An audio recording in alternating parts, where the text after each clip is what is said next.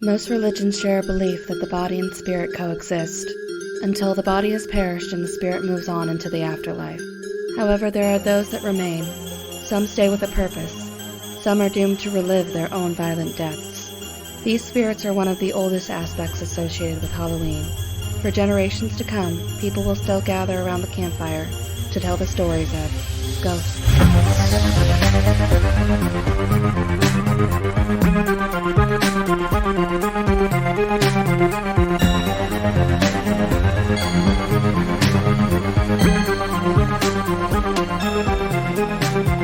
Welcome to 13 Degrees of Screams, where we watch and dissect your favorite spooky movies. I'm your host, Alex. And Stephanie. And this is a mostly horror podcast. Each season we will rank 13 movies on a scariness scale from, you guessed it, 1 to 13. We will uncover the real-life myths and legends that inspire these movies, and tell you just how authentic they are. This week we travel to Allerdale Hall with Crimson Peak. So, Stephanie.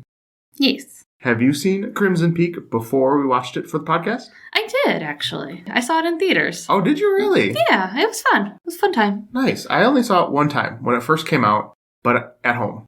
Oh. It was the only time I've ever seen it. Really? Okay. Yeah. I wasn't let me run out and watch that again, but I liked it in theaters. Is that the only time you've seen it? Yeah. Oh, really? Just the one time, too? Yeah. And you made it seem like you really, really liked this movie when we were deciding on movies to watch. You're like, Crimson Peak!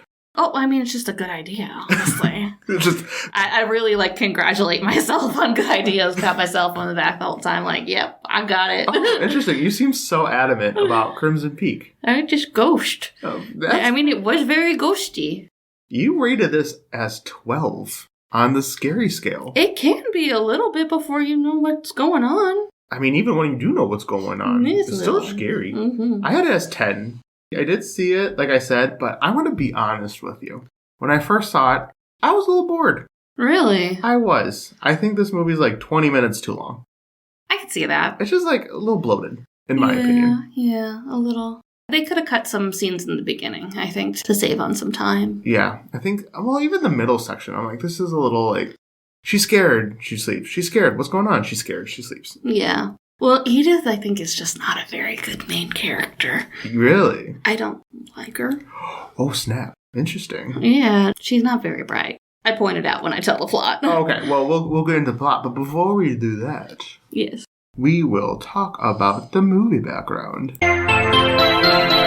So, Crimson Peak is a 2015 gothic romantic film directed by Guillermo del Toro. And it was written by Del Toro and Matthew Robbins. Okay. I really like Guillermo del Toro. Do you like him? I do. It's definitely very pretty to look at. Oh yeah, all his movies, whether or not they're good per se, they're at least visually stunning. Yes. So the colors really pop, everything. Yes. This movie uses red in a really good way, and we'll talk about it later, but especially the movie poster, it looks like a 3D image. Yeah, except in red, though. Against a blue background. Yeah. I don't know. That struck me about this. But yes. The movie stars Mia Wasikowska. Oh. She's the main character. The only other thing I know her from was Alice in Wonderland. Oh, yeah, the remake. The Looking Glass one? Yeah, I only ever saw the first one. Yeah, I think I only saw the first one, too. I mean, Alice in Wonderland was never my favorite anyway, so... Really? Yeah, no. I don't really like Alice in Wonderland. But Tom Hiddleston, who is Loki and obviously Marvel, and Jessica Chastain, who is terrible in this movie. Acting-wise good, but terrible. No, she bad. The story is set in Edwardian-era England and follows an aspiring author who travels to a remote Gothic mansion in the English hills. Another period piece. We just did... The others, too, yeah. That was not as old as Crimson Peak, right? No, definitely not. That was in the 40s. Yeah, so this is older. Yes, significantly. So the film is described as a ghost story and Gothic romance, heavily inspired by other horror films such as The Haunting, The Innocents, which I've never seen, actually, and The Shining, which I don't see at all. You don't see The Shining in it at all? No, do you? Except the snow and the remote location. A little bit with the sister. Okay. I think that's a stretch, but I'll give it to you. So, Crimson Peak premiered at Fantastic Fest on September 25th in 2015 and was released in the United States on October 16th of the same year in standard and IMAX formats. The film received generally positive reviews from critics, with many praising the production values, performances, and direction, but criticized the plot and characters. Fair enough. Fair. Despite this, it performed poorly at the box office, only grossing about $74 million worldwide on a budget of $55 million. So, that is surprising to me because I know, for instance, like our friend Matt saw it like 4 times. Oh, he really liked it? Yeah, he liked it a lot when it was in theaters. Interesting. Mm-hmm. He usually has good movie opinions, aside from Aquaman being his foil, but... He likes Aquaman? Yes. Interesting. It's weird because, like, I generally like really slow burn movies. Like, The Witch is one of my favorite movies. Like, that is the slowest... The slow reveals. Yeah, just a very slow burn. But this, I don't know. It's just kind of boring to me, but whatever. It's beautiful to look at, like we said. So there's a quote from Stephen King about the movie. He called the film gorgeous and just fucking terrifying. Which is shocking to me, because it's... This is the guy, that wrote it. Like, what? I don't know. I feel like it wasn't that...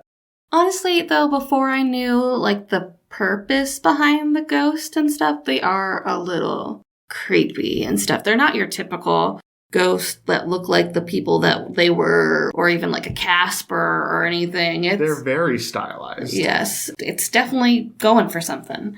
Yeah, for sure.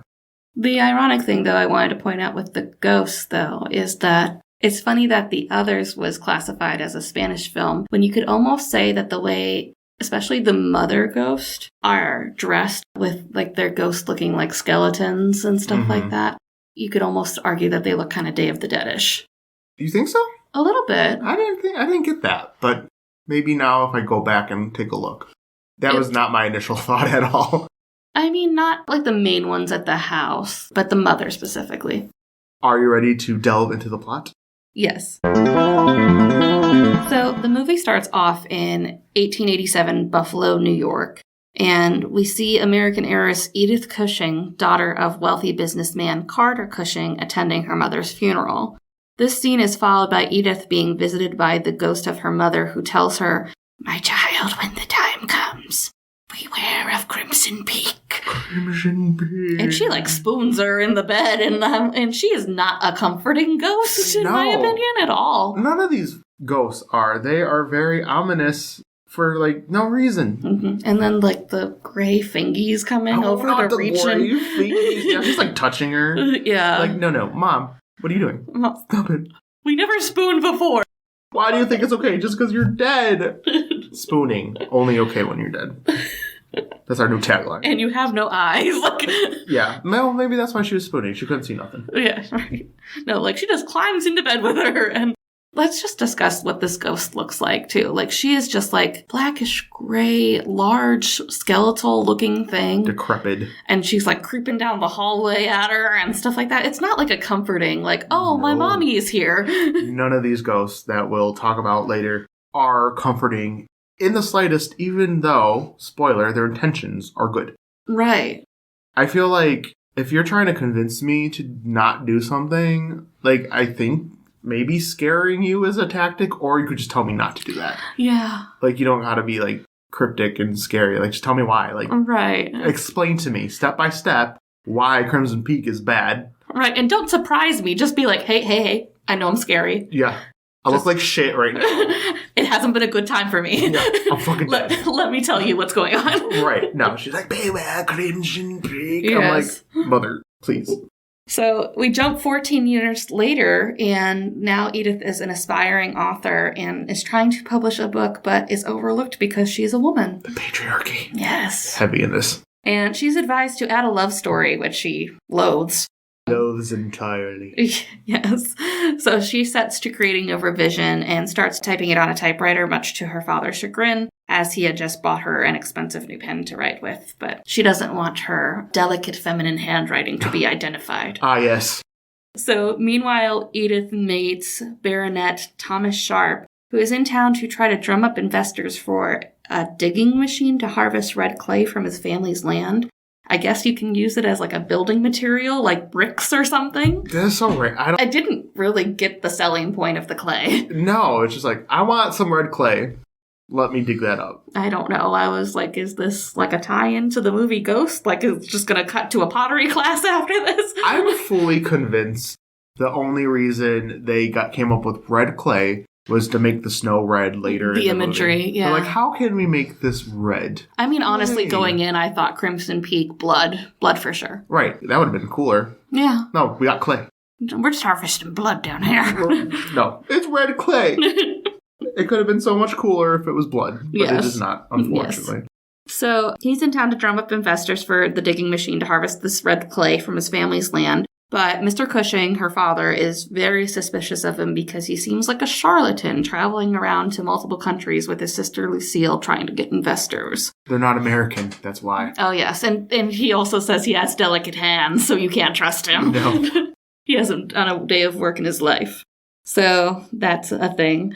Despite her father's disapproval, Thomas and Edith start courting, and Mr. Cushing retaliates by hiring a private detective to investigate the Sharp siblings.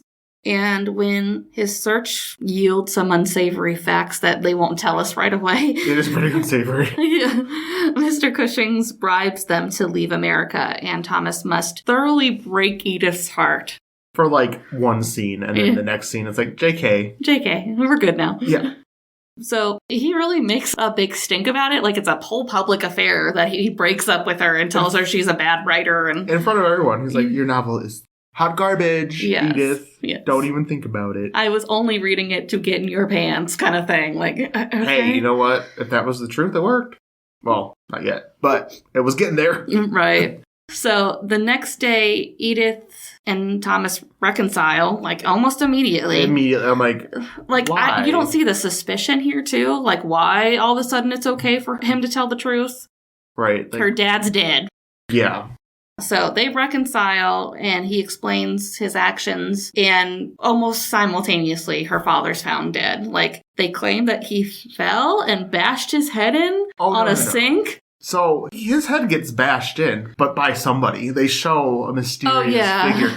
Well, bam! And there's no way half his head's gone. Right. There's no way he fell and that happened. Right. There's no way he just like picked himself up and he's like, oh, better do it again. Everyone's like, oh yeah, that's totally what happened. Half his face is missing because she has to identify the body. Which is just cruel, too, because they're like, no, it has to be her. And his doctor's there, and he's like, I've seen him before, and they're like, no, it has to be her. Yeah. As his doctor, I've probably seen more of this man than she has. Right. No, the daughter.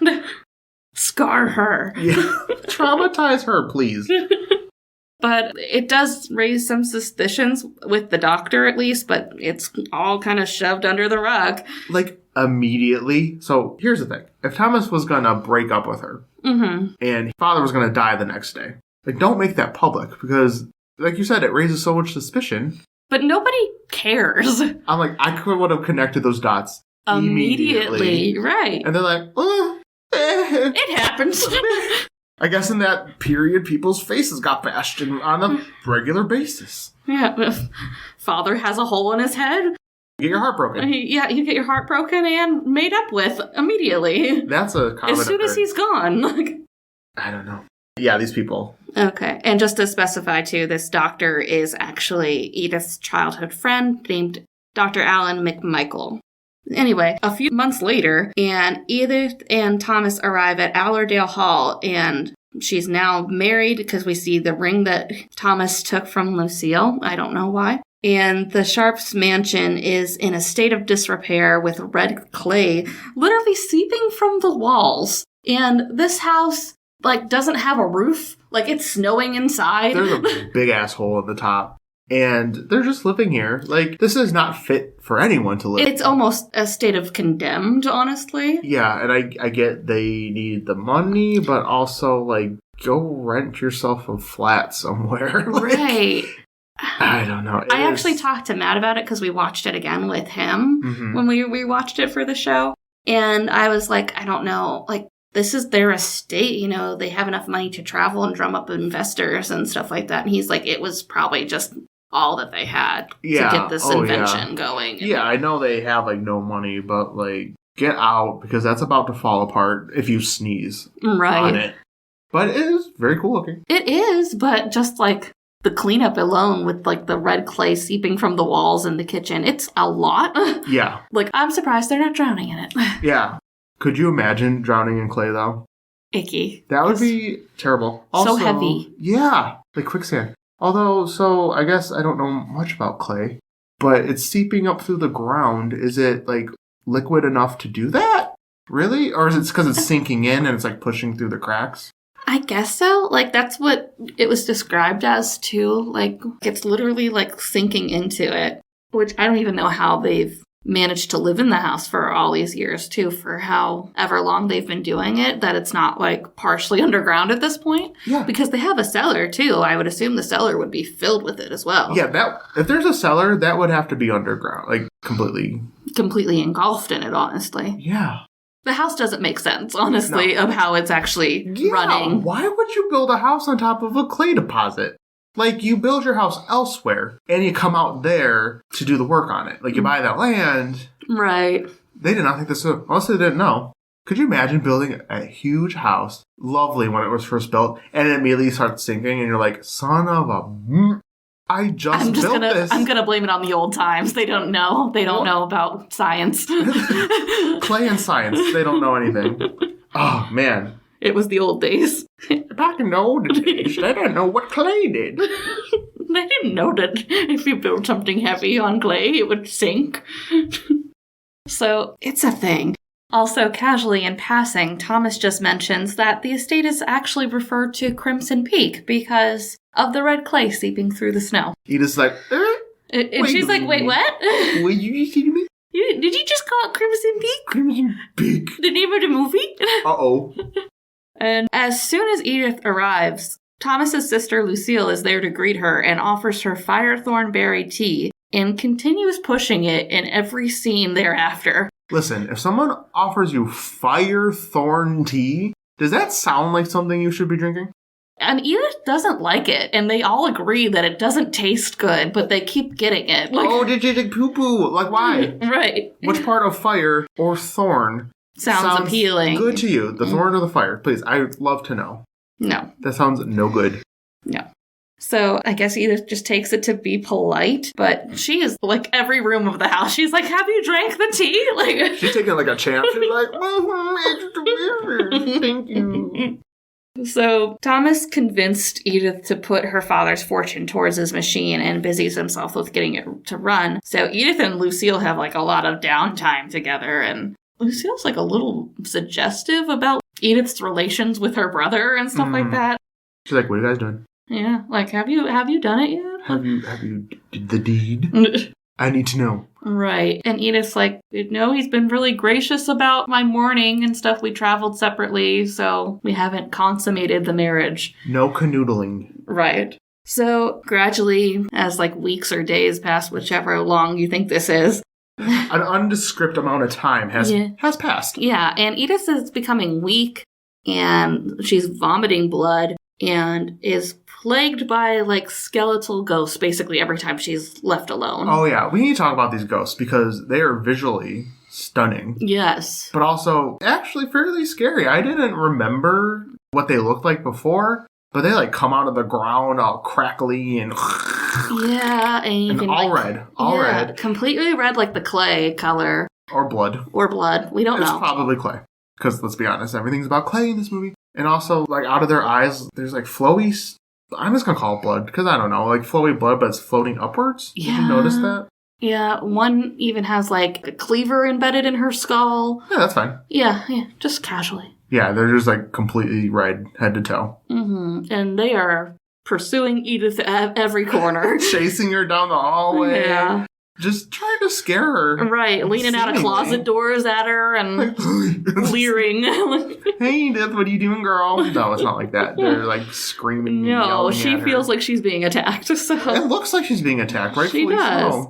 So one ends up sort of leading her to a closet where she finds these wax phonograph cylinders in an upstairs closet. And then it chases her into the cellar where she finds a locked trunk with the name Enola on it. Which is alone backwards. Oh, I didn't think about that. To get Edith out of isolation of the house and away from Lucille butting in with tea constantly, Thomas decides she should get some fresh air and they should go on a nice jaunt to the post office. You know how you love running errands. Yeah, my favorite thing to do when I have some free time. Yeah. Run errands. Right. And there she receives a letter addressed to an E sharp, so she assumes it's for her. Not a B flat, but I'll let myself up. Yeah, please do. Okay, bye. Bye. Have fun, Stephanie. I'm the only host now. You're all stuck with me. No, Alex is still here. I'm here. Yes. They have to spend the night due to being snowed in all of a sudden, and they make love for the first time, and when they return, Lucille is, like, enraged by that fact. Like, how could you have left me here alone? You slept together? Disgusting. Like, how dare the two people who are married have sex? Yes. How could they do this? Right. So Lucille tries to act like, everything's all calm and fine after this outburst, but Edith's still like, okay, she weird. And Edith later steals a key with a NOLA on it from Lucille and opens the trunk in the cellar to find multiple marriage licenses, including a NOLA Ciotti and a gramophone for the wax phonograph cylinders she found earlier. She then plays these cylinders out in the open, mind you, doesn't take them into the privacy of her room. Goes and, plays them on, I don't know, their little player in their main living area. Yeah. And it's out loud, and it's just saying, that it's all part of their scheme, their plot, taking your money, and there's poison in the tea. Don't drink the tea. And it's like, what? No crap, first of all. Right. Okay, Edith, as soon as you start drinking the tea, you start feeling bad, and you just continuously drink it over and over. That's all we see you doing. Right. When you're not being chased by ghosts, you're drinking tea. What do you think is making you sick, girl? Yes. We hardly ever see them eat anything. Shocking. It's just being poisoned. Just tea. Oh my god. You don't say. Yes. And so these little cylinders reveal that Thomas and Lucille have just been jumping from country to country, marrying Thomas off to whatever wealthy heiress they find to fund his inventions, and they poison them with tea once they've signed over their estates to the Sharps. Edith then goes oh, I'll confront these murderers and tell them, I found out your plot to kill me. How dare you? And finds them in a rather compromising position. Yeah, incestual relationships. Yeah. And Lucille just, goes and pushes her off a balcony. We're done with you now. Oh, yeah, no. Edith thinks that they're not siblings. Yeah. And then Lucille's like, oh no, but we are. And then just yeets her off. Right. She's like, bye. And she falls hard. She should not have survived several stories. And hits, the edge of... one of the banisters on the way down. Break her fall a little bit. Meanwhile, back in America, Dr.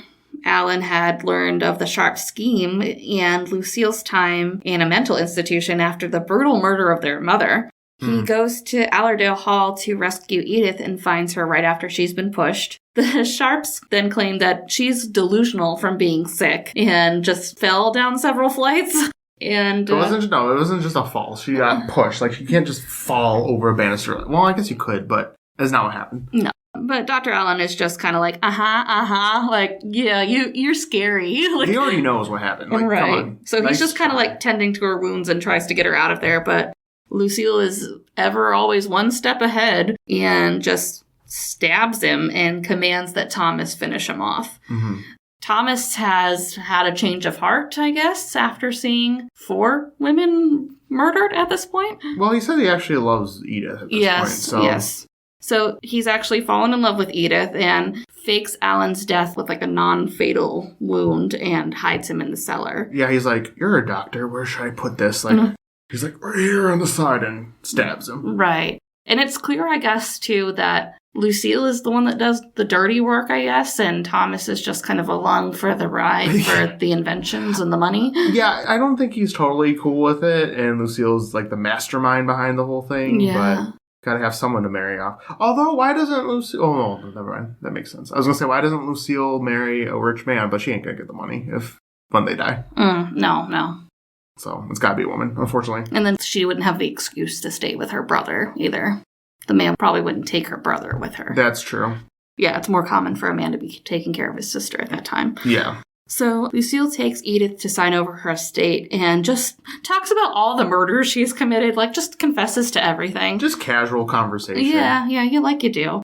So she confesses to the murders of Thomas's previous wives and admits that she did bear a child with him, but he was born wrong, quote unquote, and didn't survive much longer after that. Yeah, I think it's implied because, relationships between siblings usually, well, I won't say usually, but bears children with defects, I guess. Health concerns. Yeah. So that's probably what happened? Yeah. So it's then implied that these are the ghosts that Edith's been seeing about the house, trying to warn her of her fate. Again, just talk it out. Like, we know that you can speak. It's ridiculous. Stop being scary. Yeah, stop being so vague. You could have, stopped this a long time ago if you were like, hey, Edith, I'm a previously murdered wife of Thomas's. You're next. So probably leave. That would have sufficed. That would have been fine. Don't be crawling out of the wall, out of the floor, chasing her down the hallway, just screaming at her, not really saying much anything. Right. Or even her mom. Her mom apparently is clairvoyant as well as dead. That makes no damn sense. Right. How did she know this was going to happen? But anyways. Lucille also tells her that she killed Edith's father, as well as her own mother, when she discovered her and Thomas's sexual relationship. Edith then stabs Lucille with her pen and runs away while Thomas comes in to burn the deed and beg Lucille to start a new life with Edith and him, which I don't feel like Edith is on board at this point. Oh, no. We're not going to just be like, oh, yeah, this was fine. Yeah, Edith will be fine. Just forgive and forget. That's not happening in this situation. Thomas is assuming a lot. Yeah, also, Edith thinks, besides the whole Lucille of it all, you think she's going to forgive you, too? Although Edith does seem like the type that she probably would. Yeah, maybe. She might actually. She might have. Now that I say that out loud, knowing Edith's character, she might actually be like, you know what? It's fine. Yeah, he slept with his sister. Yeah, who cares? Oh, yeah. Huh. This is fine. He's fine. He chose me over her, so... In the end. But I don't think the three of them are going to get along much after this situation. No. So Lucille is, devastated by that thought and just, stabs Thomas to death, in the face. Oh, my God. In the cheek. You can hear it, go into his skull. Homeboy gets up, sits down, and proceeds to pull this out of his face. Yeah, the doctor did, too, when he got stabbed. It's literally keeping all the blood inside your body at that point. You can't just pull them out. No, it's a little cork at that point. Yeah. However, in Thomas's case, that went through his head. So I don't think that's going to... He wasn't going to make it. No, it doesn't matter for him. But the doctor, just keep that on your side for a little bit. I know you don't... It's uncomfy. Yeah, you don't particularly want a knife in your side, but if it's keeping you alive, just leave it there for a little bit. Right. But Thomas pulls it out and then... Bleh. Yeah, immediately keels over. He did. Yes. So then Lucille continues with her plot to kill Edith now and just pursues Edith through the house with a cleaver, the one I guess she killed her mother with. And they end up outside in front of Thomas's invention, and he reappears as a ghost, distracting her long enough for Edith to reach out and kill her with a shovel. With a shovel. Whacks just her. Bats her on the head a couple times. Bonk. Twice. Yes. And she goes down. Right. And then Edith and Alan are then rescued by some villagers, and we cut back inside the house and we see Lucille's ghost at the piano just plucking away because she played piano in life, and I guess she's just there now. But she looks different than the other ghost. She's not red. She's She was like the mom, like a blackish gray color, but still like a skeletal thing, right. And with clothes. But the red ones weren't in clothes either, I don't think. I don't know. It was hard. They just looked like torn up. Skeleton. Yeah, it was I don't know. It was hard to tell. Mm-hmm. But yeah, she did with Thomas in the home now. Yeah, and the end credits imply that Edith went on to write a novel based on her experiences called Crimson Peak. Yeah. I think this would be a cool book. Yes. For sure. Back then, if they read a book like this, they'd be terrified. Yeah, no, for sure. So, what did you think of it? I think I liked it more than I did the first time I watched it. However, I still think it was a little bloated in the middle, like I said. I did find myself looking at my phone a few times while watching it. I was a little bored with it, but I think it was good. The ghosts were creepier than I remember, too. Oh, really? Yeah, I did. I remember the first time seeing it, I was like, they're cool looking, but they're just like, eh. Mm. But I think maybe because I was really paying attention to them, I noticed them a little bit more. Okay. I thought they were less scary. Really? The second time around. Yeah. I think it was also just because I remembered that they were mainly good, just weird. Just weird and creepy. Like me, good but weird. Yeah. Just being creepy for funs. Yeah, that was the thing that annoyed me with these ghosts, is like, they just were trying to be helpful, I get it, but you did a really bad job. Yeah. Like, terrible. Like, no idea of how to tell somebody that. Like, yeah, they don't know how to deliver news. Like, the closest one, I think, that seemed the most benevolent without, like, knowing the backstory was the one that was holding the baby. Because she was, I guess, preoccupied otherwise, because she was holding the child of Thomas and Lucille. But if she was not holding a baby, you'd best believe she'd be chasing you down. She would just like, yeah. Look at my fingers, I'm not going to eat you. Look at my fingies. Yeah. The fingies, not the fingies. The fingies are so long. I don't know. These ghosts, out of all the movies we watched so far, were the most irritating to me. It was just like, once you find out who they are and what they're doing, like, it kind of, I don't want to say it ruins it for me, but it's like, come on now. Yeah, I don't know. I kind of wanted a deeper backstory, I guess, for them or something like that, rather than just like one woman is there to represent them all, this Enola lady, and then we're just to assume that the rest of them are the same. Yeah, I feel like what they could have done is they could have made them less in your face, like chasey kind of way.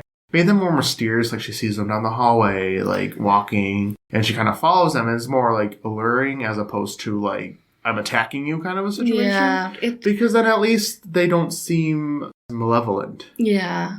Yeah, they just come across as so aggressive. Like, yeah. I get it, her life's at stake, but, like, get your point across. Yeah, and not mysterious, just vague. And it just seemed like they were there just for the scare factor. In the beginning of the movie, there's a phrase about the book, maybe, that she's telling. It's like, this is a story about or what did she say? Oh, yeah. She says the ghosts in her book that she's writing are a metaphor. Mm-hmm. Because she says something like, there's ghosts in the story, but it's not a ghost story or something, remember? Oh, yeah. Well, I know she says something about there are ghosts, but it's not a ghost story. The ghosts are used as a metaphor, something like that. Like, something as, like, the ghosts are symbolism for the past in her book. Yeah.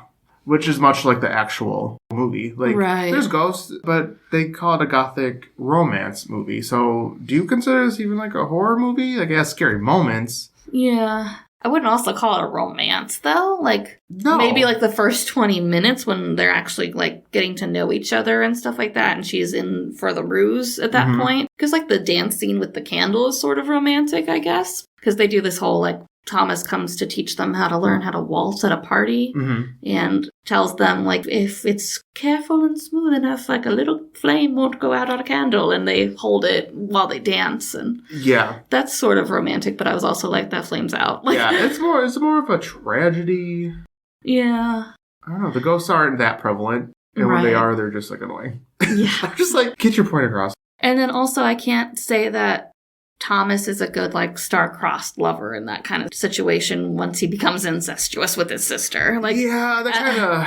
It kind of throws a wrench into it. Like, I know, because otherwise, if you took out that scene, I'd be, like, kind of okay with Thomas. Like, just, like, if it was only more one-sided, like Lucille was always after Thomas, but he didn't give in, then maybe I could see past it. And Thomas is more of a victim in this case. But he was right beside her and really into it.